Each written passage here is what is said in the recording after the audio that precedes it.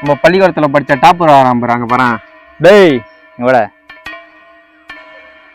டேய் டாப்பரு, உன்னை குத்தி காட்டணும்னு கேட்கல, எக்ஸாம்ல எனக்கு காட்டாம பத்திக்கு எழுதுனே. இப்ப என்ன கலெக்டர் ஆகிட்ட? நான் கலெக்டர் ஆகலாலும் பரவாயில்ல, நான் படிச்சதுக்கு ஏத்த நல்ல ஒரு வேலை இருக்கு. ஆமா நீ என்ன பண்ற? நானா? என் தேவயானிக்காக வெயிட்டிங்டா. என் தேவயானி மட்டும் வந்தா சூரிய வம்சம் சரத்குமார் மாதிரி நட்சத்திர ஜன்னலில் வனம் வெட்டி பாக்குது அப்படின்னு அப்படியே சர் வாழ்க்கையில மேல போயிடுவேன்டா. சூரிய வம்சம் சரத்குமார்னா தேவயானி வந்தாலும் பெரியலாம் நினைச்சிட்டு இருக்கியா? இல்ல, பிசினஸ் பண்றதுக்கு அவன் நண்பன் பணம் கொடுத்து உதவி பண்ணான், அதால அவன் பெரிய ஆளானா. நீ நல்ல நண்பனை கூட வச்சுக்கிடா. ஏய் இவனாடா தேவயானி ஃப்ரெண்டுன்னு என்னென்னமோ சொல்லிட்டு போயிட்டான். மச்சான் என்னை ஏதோ மோட்டிவ் பண்றான், மோட்டிவேஷன் ஏதாவது பேசுறா.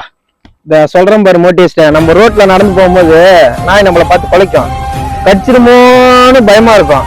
இதே நம்ம கார்ல போகும்போது அதே நாய் குலைக்கும், ஆனா கடிச்சிருமோன்னு பயம் வராது. அந்த மாரி தான்டா, நாயை திருத்தவே முடியாது. நம்ம தான் கார்ல போற மாதிரி வாழ்ந்து காட்டணும் நம்ம.